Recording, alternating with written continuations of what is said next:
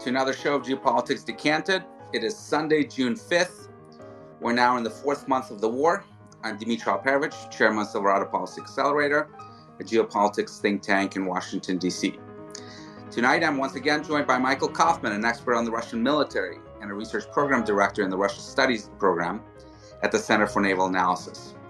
And I'm very excited to have back with us Rob Lee, who's a senior fellow at the Eurasia program of the Foreign Policy Research Institute, and who is closely watching this war, probably as close as anyone else. So let's get started. And Rob, maybe we can start with you. What is this current sitrep on the fight in the Donbas? The Russians have made a lot of progress in recent weeks since they've refocused their efforts on the fight for the Donbas. Where do things stand now? They entered the city of Severodonetsk, the largest city in the Donbas. The Ukrainians are claiming that they're being able to retake some of that territory. What are you seeing on the ground? So it's a little hard to say from the outside. I think it's some of the conflict is now getting a little harder to kind of look at if you're not there, just because it's difficult to make a strong assessment without knowing the strength of the Ukrainian and Russian forces that are fighting right now.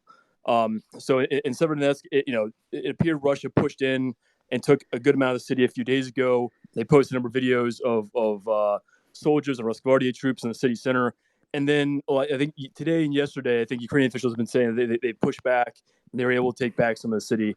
From my vantage point, hard to say what the actual situation is.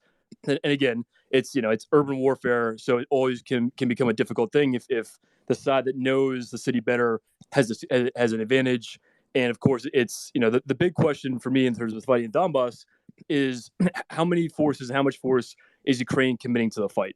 We know it's a priority for Russia. We know Russia really needs to take these areas for their kind of their goals right now.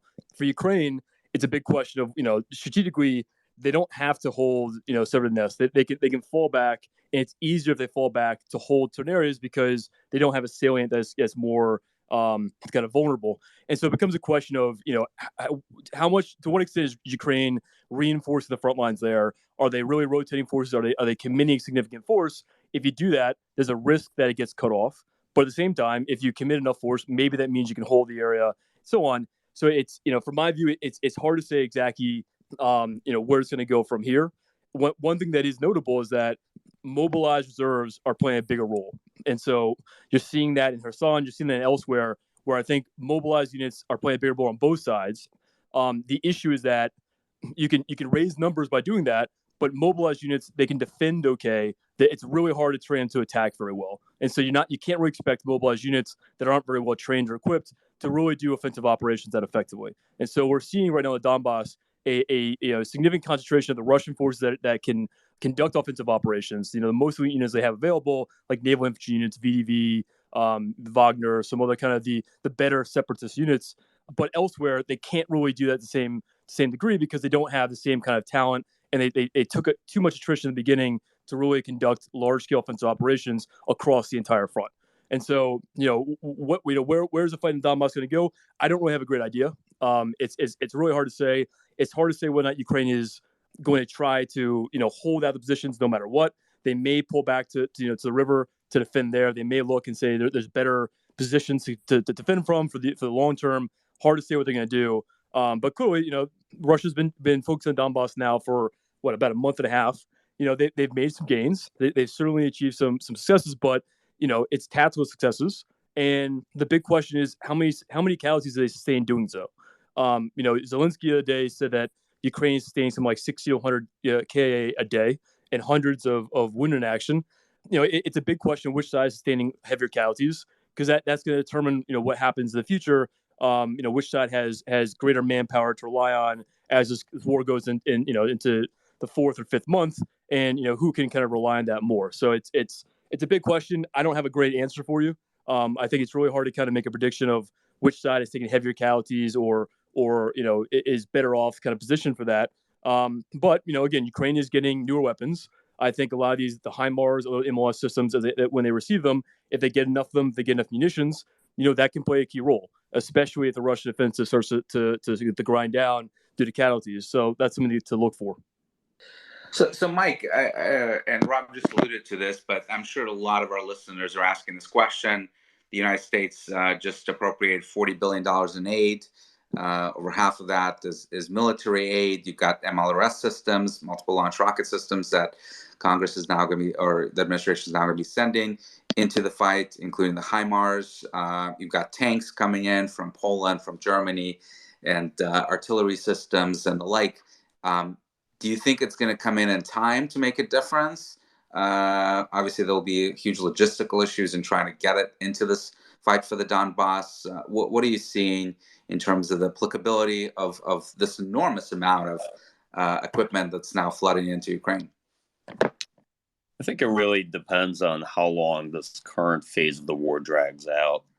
And that's very hard to tell right now. My best sense is that it'll take a while to train up to use systems like the HIMARS. Some of the other systems have already been trickling into the battlefield. Everybody has seen M777s employed, loitering munitions like switchblades to a limited extent.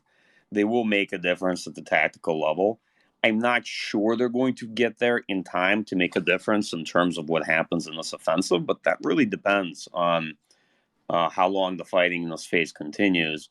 Either way, they will make the difference down the line because they're going to first allow Ukraine to switch to systems that use NATO standardized ammunition, and ammunition is a really significant differentiator here because Ukraine otherwise would run out of Soviet type ammo, and then I think in some cases probably had or was near to it.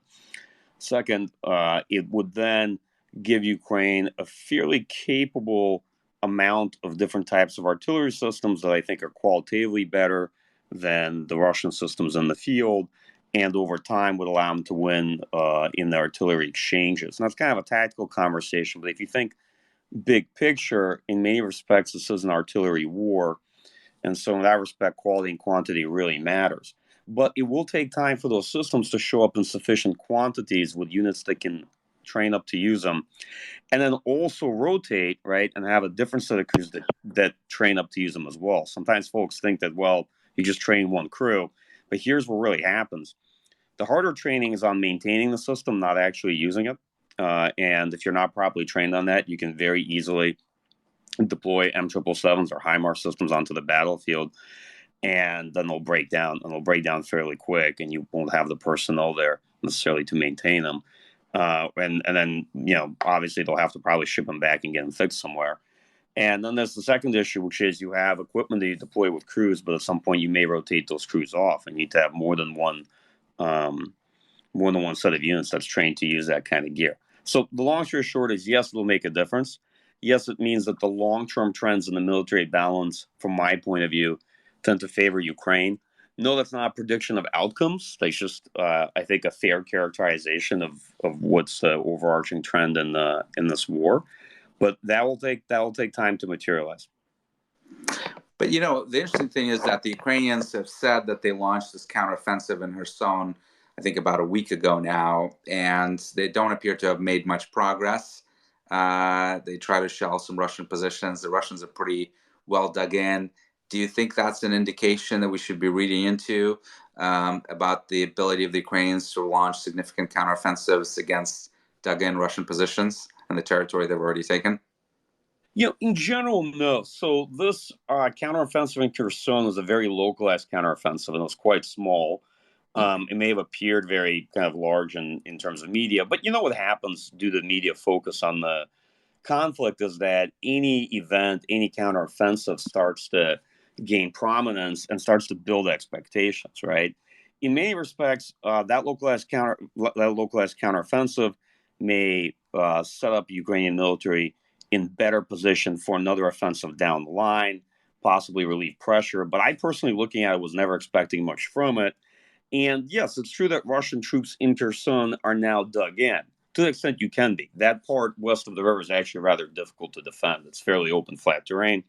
And it's probably the one area where Ukrainian forces would have overall the greatest relative advantage. But you have to appreciate that the Ukrainian military has also been substantially reinforcing its forces in the Donbas. Part of it's clearly for this counterattack in Severodonetsk. Well, it's unclear what the situation there is immediately in the city. and likely to build a secondary defensive line running down from Bakhmut and south of the Donetsk River. So I think Rob is quite right. You're seeing a lot of reinforcements and likely reserves being employed, but mostly focused on the Donbas, not in the Kherson region.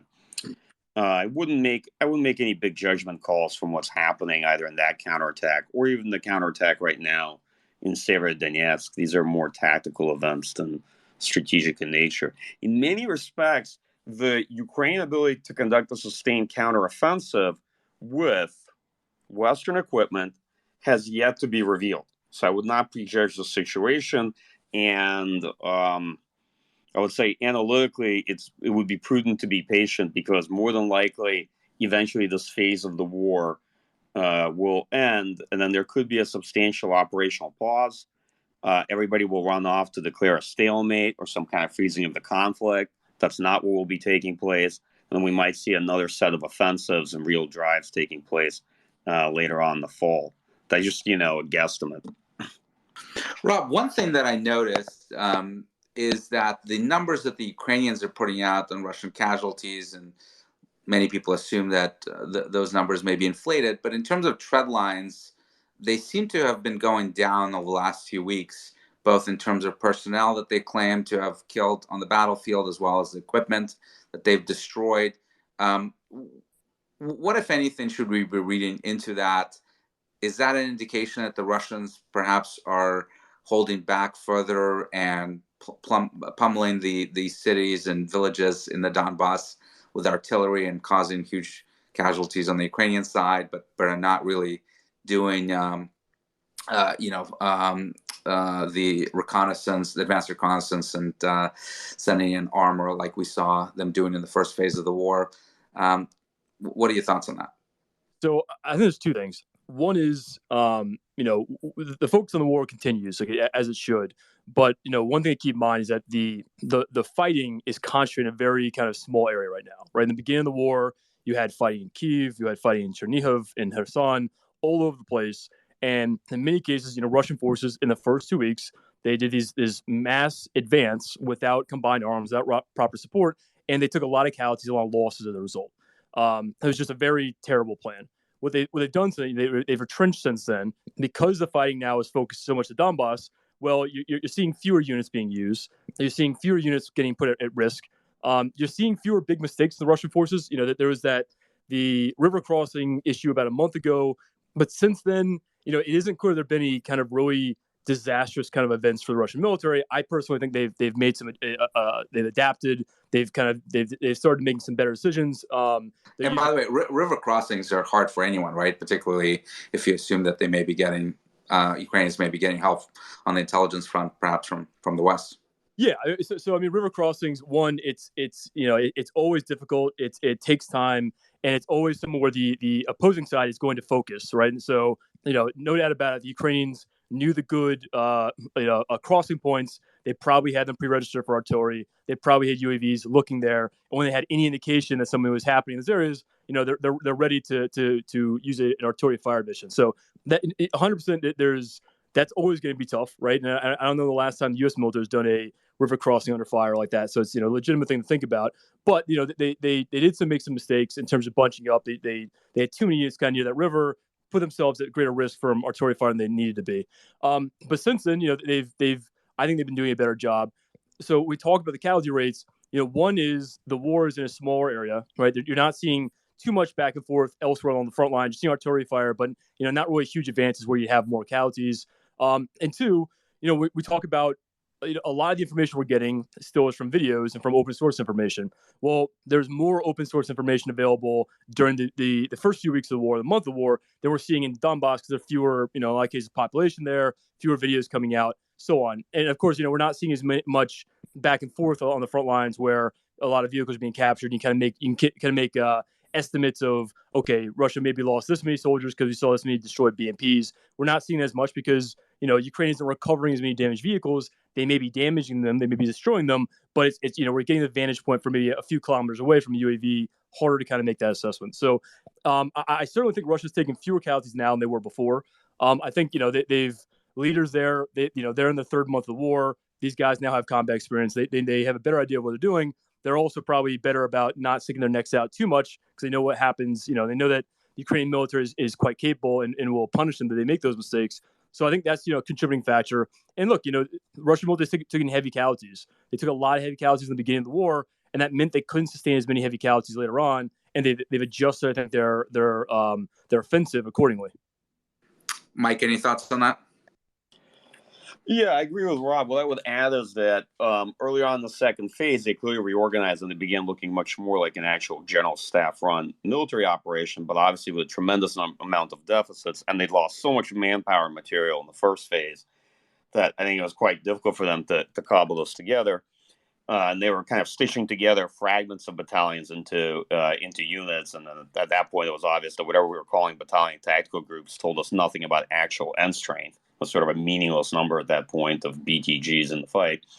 From my point of view, the Russian military has had an advantage in fires. They began using them much more effectively because early on in the war, it was clear they were struggling in using the one thing that the Russian military should be good at, which is fires and coordinating fires and maneuver.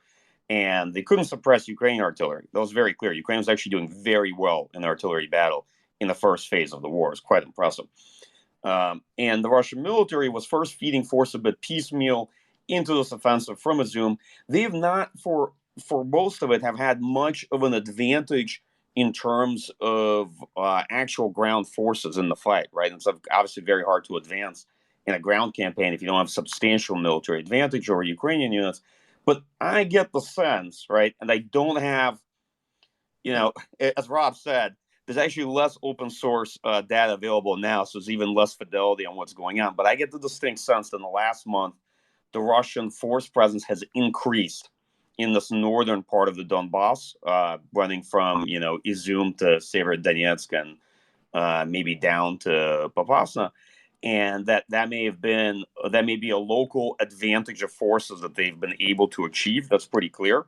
Do you think that's forces they brought in from the Mariupol fight from the south? So, they clearly freed up forces from Mariupol. But no, I actually think that if you recall in the past, we've been talking about Russian attempts at sort of behind-the-scenes shadow mobilization, hiring contract servicemen to replace their losses, and trying to rotate units back. If you remember, they had more than 20 BTGs that were taken out of Ukraine into Belarus and that weren't actually rotated to this line. So they've clearly stitched some units together. It looks like they've mobilized some folks from Donetsk and Lugansk, and it looks like behind the scenes they've been trying to replace losses. So they've improved somewhat the correlation of forces there. These are kind of measures to increase the sustainability of the Russian warfare, essentially their ability to drag it out. But my general sense is that, yes, they have a local advantage in terms of the military balance in the Donbas. Maybe not an overall force advantage, but, overall forces on spreadsheets is not what fights. Yeah. And the casualties are quite lower. And the Ukrainian casualties, as Rob said, and as Zelensky said, and I've heard this from the Ukrainian Minister of Defense and others, are quite high. Those casualties of 60 to 100 KA per day, and maybe they said something like 500 wounded per day. Just want to be frank, these are not sustainable casualties in this phase. Like, we don't know what the Russian casualties are, but presumably these are highly trained units, right? Usually in the Donbass, they've had people that have been in this fight for a very long time, since 2014 in some cases, right? So these are not reservists that they just threw in that they've never seen a gun before. Yeah, but that's kind of everyone. I mean, the units being thrown into Severodonetsk are in some ways everyone. You can see that the Foreign Legion units are fighting there too, from what it looks like. And it's clearly a mix. Russians also have been using reservists. That's when you saw the T-62s get yanked out of storage. They're for reservist units. And they had reservists on the line in Zaporizhia, and they've also probably had some in Kherson that they've been using to supplement their forces. These are units from the BAR's reservist system.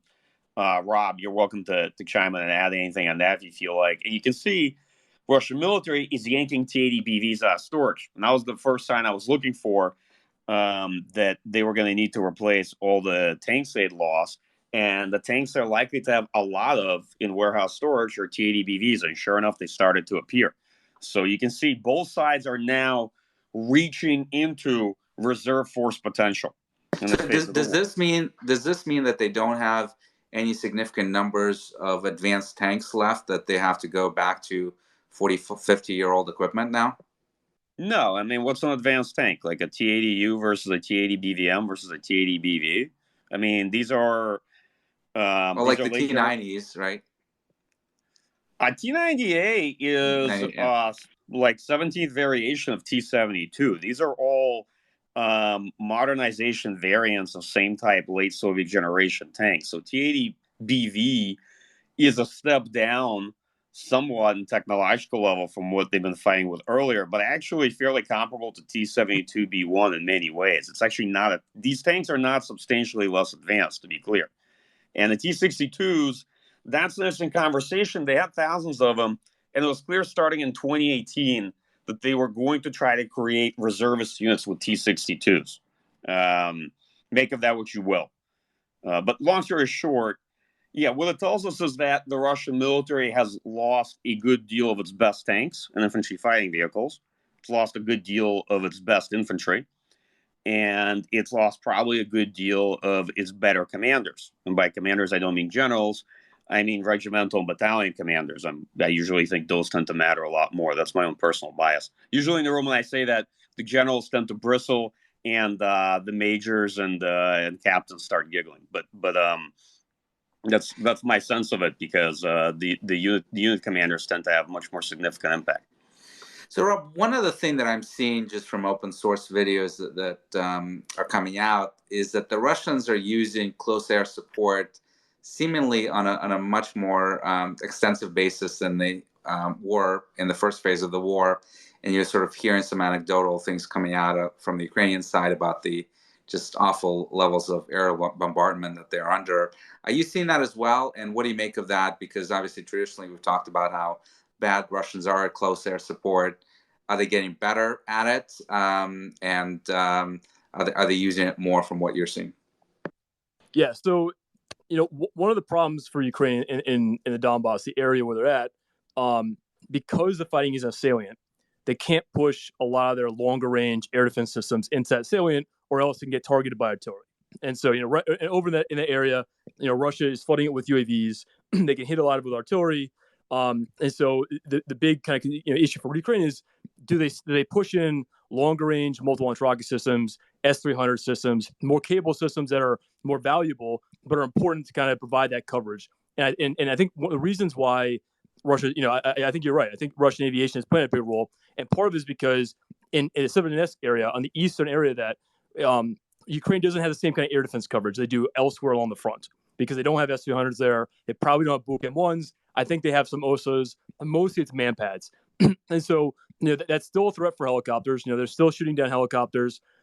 We know Russia's kind of developed, changed their tactics here. In many cases, they're firing unguided rockets kind of upwards, so they can maintain standoff from out of manpads range. But I think they're getting closer and closer. And they are, one of the things we're hearing from reporters on the ground is that it's saying that, the forces in the area are constantly getting hit by artillery or airstrikes. There's a question about how accurate these airstrikes are. But either way, even if you're dropping, unguided 500-pound bombs, even if they're nearby, right, it has an effect over time. If you're on a one-sided fight in that regard, right, it's going to have a issue of morale and other things too. And again, it's impressive Ukrainian forces, they keep pulling out, because in the more exposed parts of Donbas, right, they are outgunned, and they are also getting hit by airstrikes more than they are elsewhere in the war. So that's certainly a problem. Is it decisive? Not clear, right? And again, one of the issues is that even for dropping dumb bombs, Su-34s, other kind of aircraft, they have to get close enough, because they don't have precision guided munitions. They can't really use as much standoff. That's still a limiting factor, right? It's not something a NATO military would be able to do this much more effective than the Russian Air Forces. So it's still an issue. But yeah, overall, because of the nature of the salient, Russia is able to use fires, artillery, multiple launch rocket systems, and aviation more effectively than it would be elsewhere. And that's one of the considerations for Ukraine going forward is, do we keep throwing in more reinforcements to hold this area? In which case, Ukraine may take heavier losses there than they would elsewhere. How important is to defend that area? Does it make sense to pull back? It's ultimately it's up to Ukrainian general staff, because they have a better idea of their numbers and figures. And the one thing we talk about kind of how this fight might go.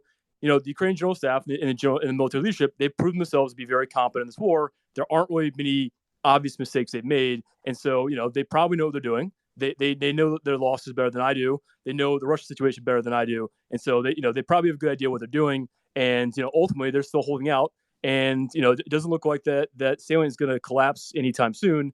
But again, it comes down to, how sustainable are these losses and how long can they sustain this for? And one other thing that I'm seeing is some of the Ukrainian forces are complaining that the Russians are now employing EW, electronic warfare, much more effectively, and this is really impeding UAV operations, their ability to do reconnaissance with UAV and targeting. And I'm curious, one, Rob, if you're seeing that as well, and two, why all of a sudden, 4 months into this war, have the Russians discovered that they actually have pretty advanced electronic warfare capabilities? Sure. So yeah, I think they are using EW more. I think it is more effective. UAVs are playing an increasingly important role in Donbas right now, particularly commercial UAVs. So both sides are crowdfunding these kind of DJI Mavic UAVs or other UAVs. They're sending them to units up front. And all of these battles, they're using them. And you're seeing the Russians crowdfund that too? Yes. Yeah, the Russians are doing a lot of that. And so in all these battles, these units are putting up a lot of UAVs. They're losing these, UAVs. But they're playing a really key role in terms of artillery spotting, in terms of just ISR, identifying where the enemy locations are, other things of that nature. It's a very important role. It's a really one of the kind of, I don't think there's much revolutionary from this war, but it is one of the things that is technologically interesting is the role of commercial UAVs and what they're playing. And absolutely, as you're right, EW is playing a role. It's disrupting it. It's not negating that completely. It can't do that 100%.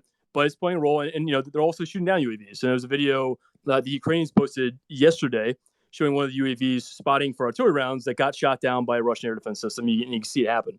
But look, one of the big things to remember is that when we talk about the first stage of this war, this was, at least in my view, this war wasn't really a military operation. It was an operation I think was mostly planned by the FSB, by intelligence officers, and I don't think the Russian Ministry of Defense played a key role in conceiving this plan and actually making the plan itself. And so when we talk about what Russia did in the beginning of the war, they didn't do combined arms, right? The Russian Air Force kind of hit certain targets, but they didn't really support the ground offensive.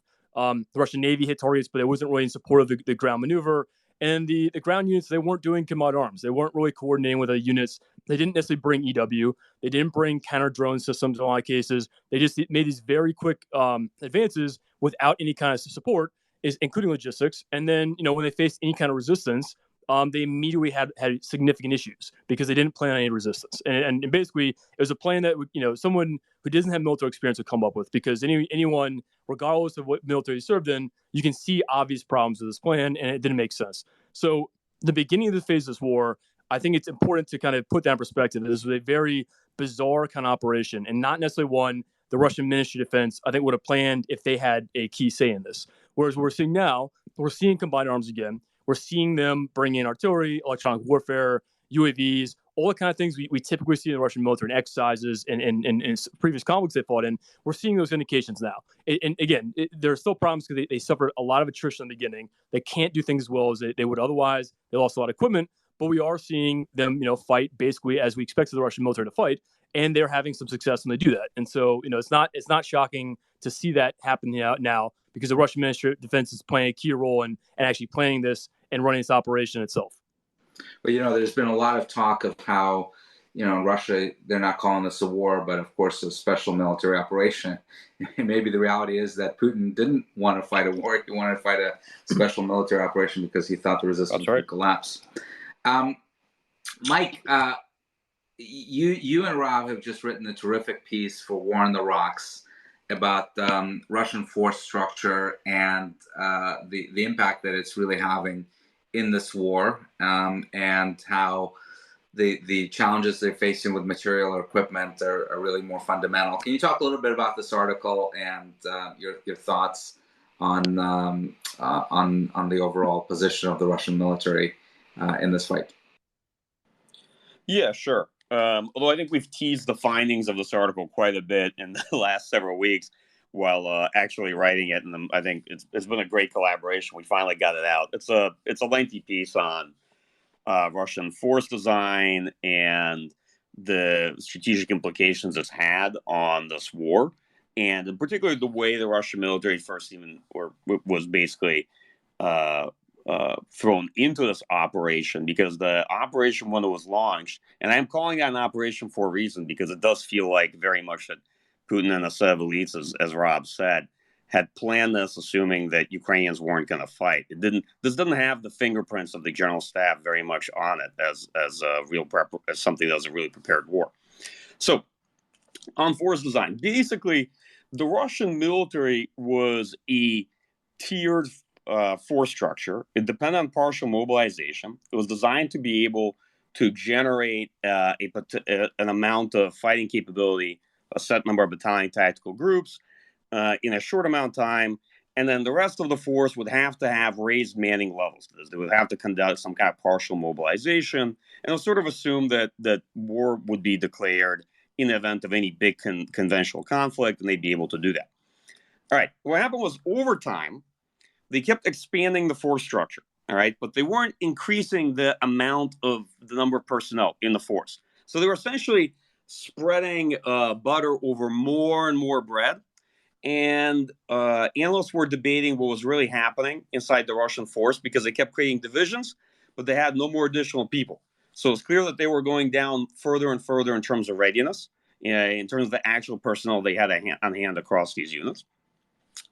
And over time, it became clear that the way they were able to increase the force structure without dramatically increasing the number of contract servicemen in the force, if anything, actually looked to me like it had gone down a bit. They wanted to hit 405,000, but they kept releasing the same number over and over again.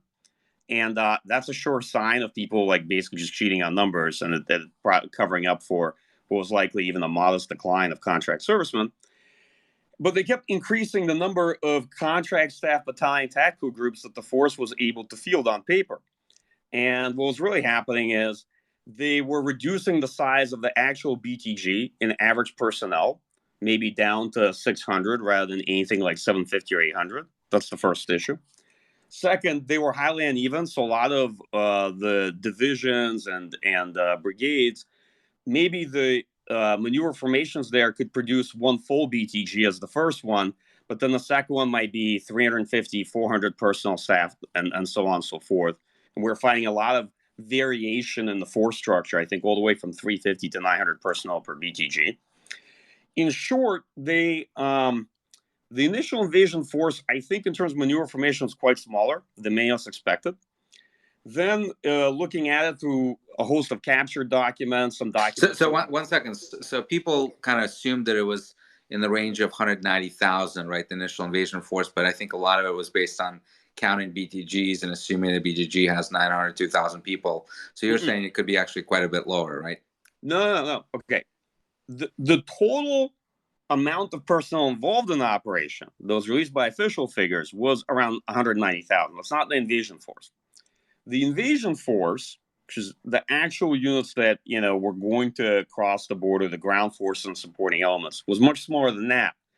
And it increasingly looks like to me that maybe it was somewhere on the order of 120,000, of which in these 125 to 130 BTGs, battalion tactical groups, that was maybe around 80,000 personnel.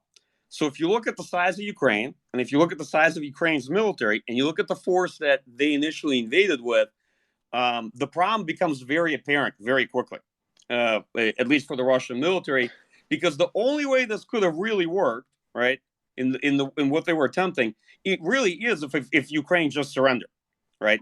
Plus, they were trying to invade across 3 fronts with 6 different axes of advance. So it's a completely nuts plan, and I think many have commented on that.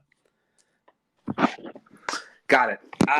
One question I have is around precision-guided munitions. A lot of people have been predicting that Russia's just about to run out of them, but we're still seeing strikes, including just today in Kiev and other parts of Ukraine, where they're actually targeting grain facilities, grain terminal, and a railway car facility that the Ukrainians are using to transport grain and other goods and services in and out of the country. So are the Russians, do we think that the Russians are improvising? Are they able to manufacture more munitions for these strikes? What are your thoughts on that, Rob? So we talk about PGMs. One of the things that we're finding out, Russia, they're firing a lot of cruise missiles. It's clear that Russia had a large stockpile of cruise missiles, actually probably bigger than what I expected. The problem is they're relying heavily on cruise missiles, but they don't have as many kind of shorter range precision guided munitions, right? So bombs, missiles from fighters, aircraft, things of that nature. They don't have as many of those. They have a certain amount of artillery laser guided munitions. But the big weakness is, yes, they have a lot of cruise missiles. They're still using those. Those are useful for hitting infrastructure targets. They're not very useful for hitting military targets that are mobile. And so, one thing to keep in mind when we talk about precision guided munitions, well, they can hit infrastructure targets. They're going to hit bridges and things of that nature. Although in many cases, the bridges, sometimes they're being destroyed, sometimes they're not being destroyed. And, you can patch them up rather quickly. But they don't have the kind of precision guided munitions you can use to target, tanks, mobile kind of important kind of military units, equipment.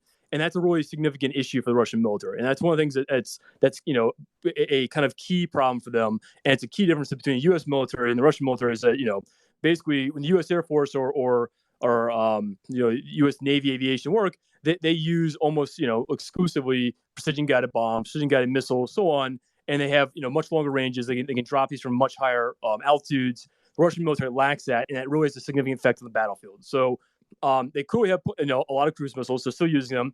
I don't know how many they have left. I don't know what percentage it is, right? I don't know how many they're trying to hold back in case of a conflict with NATO, just to be sure. Maybe they're running into reserves. I don't know.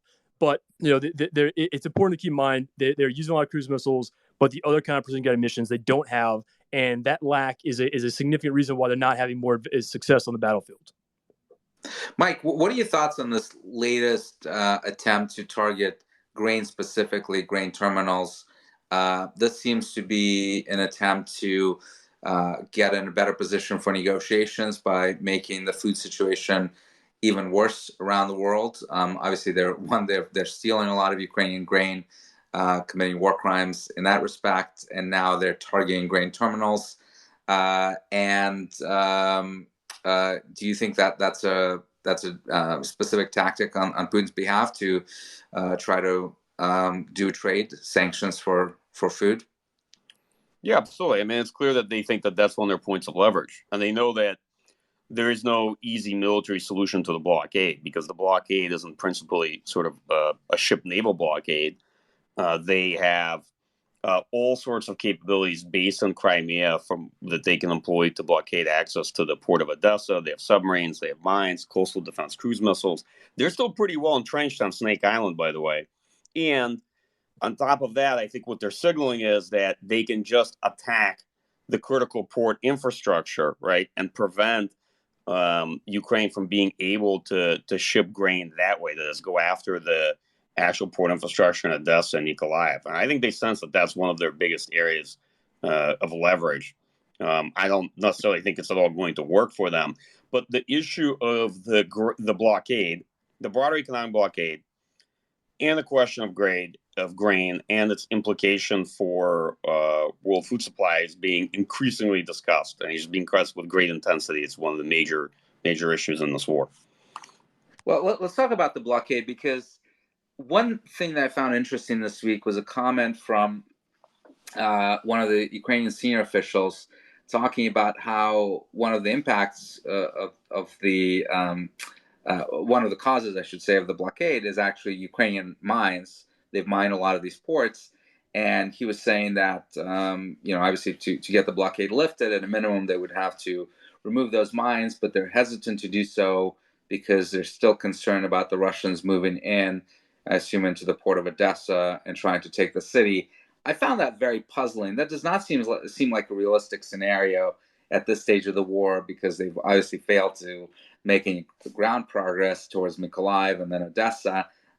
They've been repulsed quite extensively in that direction. Do you really think that this is still a major threat, that if the Ukrainians demine their ports, that the Russians will move in with their ships, Rob? That might be a better question for Mike, actually, as a naval guy. So I'm gonna pass on that one because I haven't thought about that one in depth. Mike, what do you think? Short answer, no. But I think there's a bigger threat that if they remove their mines, then Russians will move in and put their mines in, even more advanced mines. So just demining themselves for Ukraine won't solve that issue. But no, I don't see any prospect for a Russian amphibious operation or Russia taking Odessa at this point. I actually was always very dim on that proposition from day one of the war, and didn't see it as necessarily especially realistic. But it's certainly off the table now from my point of view. All right. Well, Mike, I know how much you love predictions, but I'm going to put you on the spot anyway. No, thanks. But, we're now in, 6 or 7 weeks now into this offensive in Donbas. How much longer do you think it's going to go for, given kind of casualties that both sides are sustaining, the material and personnel issues that certainly the Russians have? Do you think that this is something that can go on for months, weeks? What are your thoughts? Well, one of the challenges is how do you know when it's stopped, right? It's easier to see an offensive that's really run out in hindsight. And that's why I often quip that major turning points in wars or changes in the phase are easier to see in hindsight than when you're observing it in the midst of the actual operation. And that's why I've been reticent and critical of folks early on saying that, oh, this offense is running out of steam, it's culminating, et cetera, because those predictions are not likely to prove true, or at least not likely to prove true on any reasonable timeline. My best guess might be months, maybe some point into the summer.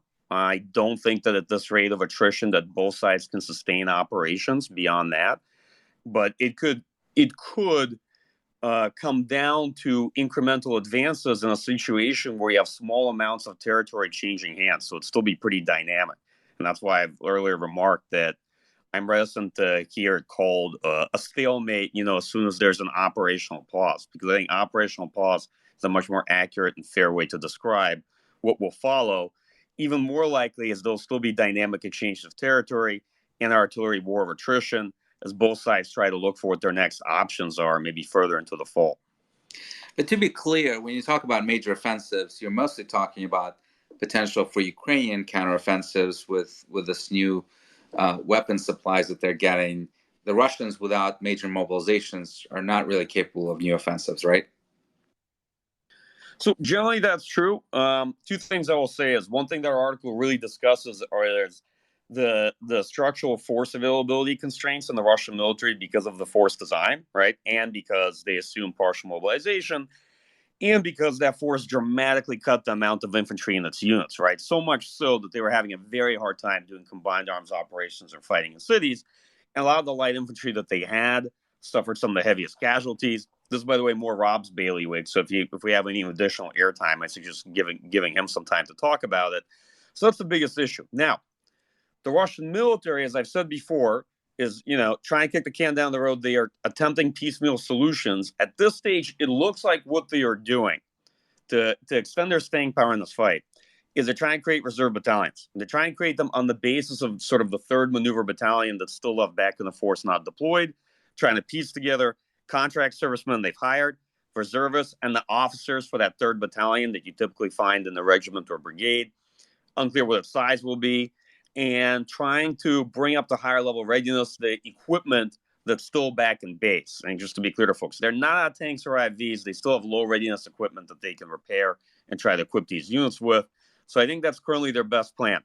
After that, I really don't know what they're going to do. But suffice it to say, I don't think that the manpower they can come up with is enough to substantially rotate units. Although that's not right now that's not a very educated position. So we will see. So I hope what I said makes sense here. Basically, I don't see a lot of Russian manpower for another offensive after this one, but that is conditional on the current circumstances and the decisions that they've made. Yeah, and we've talked in the past about mobilizations, right? That they don't necessarily need to do general mobilization, but if they just go to people that have left the military, let's say in the last 5 years, to still have a lot of those skills, that's going to be sizable force already, right? Yeah. So just to be clear, Russia can't do a general mobilization because it's not a Soviet mass mobilization army. This is not the Red Army. If it's not immediate, obvious to anyone who's been watching this war for the last 100 days, this ain't the Red Army. But what they can do is they can do a behind the scenes shadow mobilization, which is what they've been trying to do, just hiring up a lot of personnel, right? Trying to get more reservists in, then trying to use those to put them together with officers that are still available back in the units. The problem with doing that for them will be that they're in some respects cannibalizing the force. The reason I say that is because if they use too many officers that are left in those formations, those are the officers they need to train conscripts, right? To train and equip the rest of the force and to be able to cycle it. So over time, could they bring in retired officers back for training? I mean, yeah, but then things really start to degrade. Plus, keep in mind, once you deploy enough equipment, you got to ask, what are these people training on back in their bases too? So there's all these challenges, right? Like, what are they doing? Basic marksmanship training, things like that. So you start getting issues of overall force degradation and the ability to train up new conscripts and the like. I don't want to paint it in a categorical light. I just want to basically say that I do think that to some extent they're cannibalizing the force in order to try to build these reserve units. The last part I'll say is it's not clear what numbers they're going to get off of that, but it is very true. Russia doesn't need hundreds of thousands of men, okay? Not to rotate troops off the line. And it's important for folks to appreciate that between general mobilization, which is principally impossible, and doing nothing, they do have options to extend their ability to sustain the war. What they don't have are really great options to launch new major offensives or to pursue any maximalist objectives. In fact, their ability to capture even the Donbas, from my point of view, is very much in question. Although they have captured pretty much all of the Luhansk Oblast, right? Severodonetsk, really the last city that's remaining. The Donetsk Oblast is still largely in Ukrainian control, and the headquarters for GFO is in Kramatorsk, I believe. Rob, same question to you. Where do you think this is heading towards? Yeah, so I mean, I think I would only make a low confidence prediction. The thing we've been talking before is that because on both sides, a lot of the primary units have taken heavy casualties, and both sides now are relying much more heavily on mobilized units or reservist units or what have you. Those units are not as well trained. It's easier to use them to defend like a trench line. It's much more difficult for those kind of units to do offensive operations because it takes more training. And so that signals that it's more likely like an attritional type, conflicts more likely over the long term if we're seeing more reliance on those kind of units. And right now at Donbas, I think both sides, as Mike was saying, they're throwing in the permanent range units they have, the better units they have, and it's going to be a question of which side has more kind of permanent, well trained units at the end of this to do operations in the future. And as we were saying before, in Kherson, there's been always talk about might be a large Ukrainian offensive at some point. Well, we've seen kind of limited stuff. We haven't seen a large counterattack. And again, that comes back to saying, okay, does Ukraine have a large enough force that can do large scale, combined arms operation that could actually penetrate defensive lines and actually exploit it? And it's not clear they do, right? Maybe they're committing that to Donbas. Maybe they're keeping that in reserve in case things get worse than Donbas.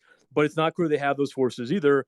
And that means, even if these trenches or defensive positions are being held or maintained by mobilized DNR, LNR guys or reservists or bars, contract soldiers, what have you, they might be able to hold those areas. And one thing we're seeing in Kherson, Mykolaiv, that area in Zaporizhia, we're seeing a lot of artillery fighting. We're seeing some limited offensives, but it seems though a lot of times those offensives are being stopped by UAVs are picking them up, and then they're getting hit by artillery on both sides. And so it signals that the defense might be more capable in those areas, and offensive operations might be more difficult. So hard to make a prediction. Obviously, we have to kind of make predictions about what kind of NATO support Ukraine will get going forward. I think they have more of an advantage as this war continues, but it's not clear they have enough of an advantage. They can retake back a lot of territory, and ultimately, we don't have great data. I think that's the big thing. We don't have a great idea of Ukrainian losses. We don't have a perfect idea of Russian losses, and so we're trying to come up with which side is greater forceability. We have to make estimates here, and it's really hard to make a strong prediction by taking kind of pull our data from multiple sources and trying to put it together into a model and say, okay, this is what it tells us. Well, and one important thing to note here is we've talked about the shortages, but the Ukrainians did not have a large military to begin with before this war. And yes, while they've mobilized their male population to territorial defense units, we're really not seeing a lot of those territorial defense units in a fight. Many of them don't have much military training. And we actually just saw Zelensky fire the head of territorial defense units I think a couple of weeks ago as well. So to your point, it's unclear how many trained personnel they have for a huge offensive. One thing that I found interesting in your article, maybe Rob, you can comment on that. Many people have said that one of the biggest problems that the Russians face structurally is that they don't have a good non-commissioned officer corps. Those are, of course, vital to the Western militaries, both in terms of continuity of training and sort of knowledge of warfighting, and they're critical just in infantry operations. The Russians don't really have that, but you kind of were pointing out that maybe that's not as big of an issue for them as some of these other things you've talked about. Is that right? Yeah. So there are two things we kind of mentioned in the article. There are a bunch of lessons learned that people are trying to take from the war. Already a bunch of articles coming about this. Part of it is about why did Russia perform the way it did? What are the weaknesses? What can we learn from that? I think some of those lessons are wrong, as some people are pulling, and it's not because that they're not sensible. A lot of these are sensible things to pull at, but it's not clear that the evidence supports this. So, one case, people have been talking about tanks, whether or not they're obsolete. One of the things we get in our article is that a key element of tanks and way you use them is that you have to use them in combined arms. If you don't have enough infantry support tank units, tanks can be very vulnerable, especially in built-up areas, and they will get destroyed by anti-tank teams and so on. And they're very vulnerable. It's a well-known thing since World War II. Before that, the tanks have to have enough infantry to support them. Otherwise, that you can lose them quickly. And one of the things we talk about in the article is that Russian tank regiments, they used to have one motorized rifle battalion per regiment, and that would be enough to, if a tank regiment is filling out 2 BDGs, so tank, you didn't have enough infantry to kind of support both of them. Instead, what they've done as a broader issue with not having infantrymen is they reduced the motorized rifle battalion to a motorized rifle company. And so tank regiments was to have one company supporting it of like 70 soldiers, clearly insufficient to support, one battalion, let alone 2 battalions. So that's a huge issue for tanks. The other one is NCOs. So again, this is a completely sensible conclusion for people to draw. We've seen not the best kind of small unit leadership from the Russian side, issues with initiative, kind of centralized decision making. It's absolutely sensible to come to the conclusion that that's an issue with NCOs. And certainly Russia, doesn't have a strong NCO corps. It's a newer kind of thing. They don't have a really strong career kind of path for NCOs like we do in the U.S. military. And so it's sensible to jump to that conclusion. The issue is that when you look at the personnel figures, the Russian military is actually very top heavy. And so because they changed the strength of these units, right? So the motorized rifle battalions used to be the table organization authorized strength was 539 or 461. Well, they increased that to 345. And then what we're seeing is that in reality, many of the battalions before they deployed only had 220, 280 guys. And they reduced companies to like 75, 76 personnel, platoons to like 22, and squads to 7. And so when you start looking at the platoon level, if it's a platoon of 22, most of these platoons were only at maybe 3/4, 2/3 strength. So a lot of them were 15 or 18 personnel. Well, a platoon still has a officer platoon commander. And most units we saw, they didn't have an issue with a lack of officers. They still have a staff NCO, platoon sergeant, and they still have, sergeants to lead those, 2 of the squads. And so in that, platoon of maybe 15, 16 guys, you still already have 4 officers or NCOs, or staff NCOs. That's plenty of leadership. That's not the issue. The problem is they don't have enough infantry privates. And so a lot of these units, conscripts were filling out some of the squads. And of course, once this war began, conscripts weren't supposed to go. Some units sent them, but we had to pull them back. Other units didn't send them at all. And that meant you didn't have enough, basic infantry conscript privates to fight. And so they didn't have enough dismounts. They had plenty of leadership. And what it meant, when you compare it to, say, the U.S. Marine Corps, the U.S. Marine Corps Rifle Squad is 13 Marines. and they're experimenting going to 15. Well, a lot of these Russian platoons had 15 soldiers. So basically, what we're talking about is a Russian platoon led by an officer with NCOs is expected. It has the same leadership responsibility in the Marine Corps as what we give to a corporal or sergeant who leads that squad. And so we talk about, is our NCOs the key capability issue for the Russian military? In my view, it's not the case because they have a lot of leaders. They just don't have enough privates. They don't have enough guys to be led by these NCOs. And so when we're talking about, okay, how do we explain small unit leadership issues or other issues? Well, it's probably an issue of officers, or it's just a general lack of infantry in general and the way this kind of plan was used. And again, one of the big issues too we talk about is that almost all Russian units, all the infantry units they have, almost all of them have organic armored vehicles. So it's motorized rifle units, tank units, VDV, naval infantry, all of them are organic mechanized vehicles and motorized rifle vehicles. The problem is if you're going into an urban setting, you typically want to use dismount infantry because when you dismount, you want to have a company or battalion that has the entire leadership structure that can actually go and fight and move on their own. And when we're talking about these other units, like motorized rifle units or VDV units, when they go into towns and cities, some of the guys that stay behind in the vehicles, usually leadership members. So sometimes you're just mounting, fire teams, but you're not necessarily just mounting cohesive squads. You're not just mounting cohesive platoons because some guys have to stay with the vehicles. All of that hurts their effectiveness in urban terrain. And so one of the big takeaways, at least my view, is that Russia lacks enough light infantry. And I think one of the things that they may draw from this is that the VDV in particular, they made significant reforms in the early 70s that mechanized the VDV and it based them around light mechanized vehicles. I think this war proves that basically that reform doesn't make sense anymore. And so maybe it makes sense to have a handful of lightly mechanized battalions of VDV.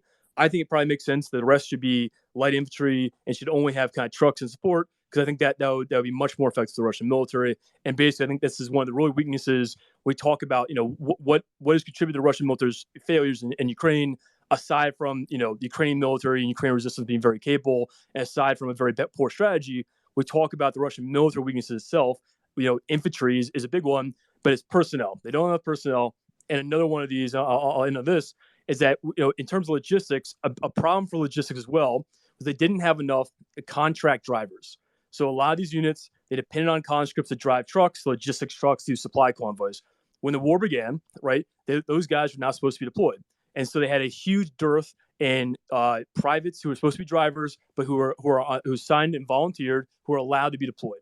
And in some of these cases, units had, maybe only a quarter of the drivers were contract soldiers. And so again, because these units didn't have much warning, right, all these issues that left these units not very particularly ready in a permanent readiness state, because they didn't have warning, they were really not able to execute this plan very effectively. And again, a lot of this comes back to personnel being one of the key weaknesses and one of the big contributing factors why the Russian military struggled in Ukraine.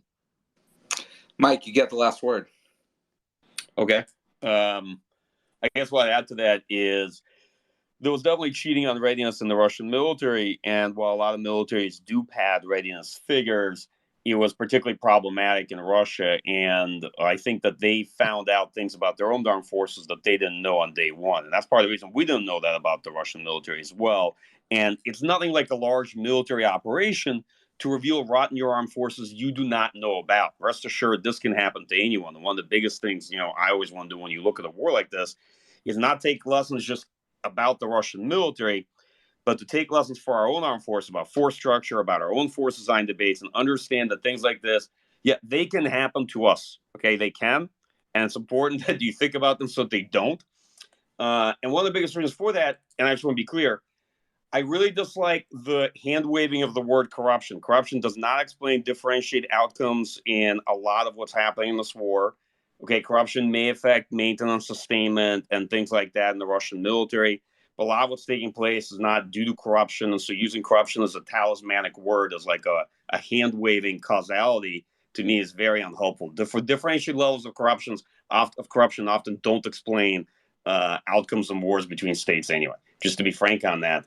When I look at a lot of what's taking place in the Russian military, was definitely caused by the impulses of creating a partial mobilization structure, right? That difference between the authorized force strength, the actual force strength that they had on paper, the problems with getting more contract servicemen, and the pressures on the various, I think, parts of the military to report a high readiness figure, right, of BTGs that they had available, while not actually having the soldiers necessarily on hand. And I think early on, that's also why you saw some formations in the Russian military cheat and send in conscripts. Part of that's what Rob said, because guess what? They needed conscripts to do logistics because, the truck drivers and whatnot were actual conscripts in the units.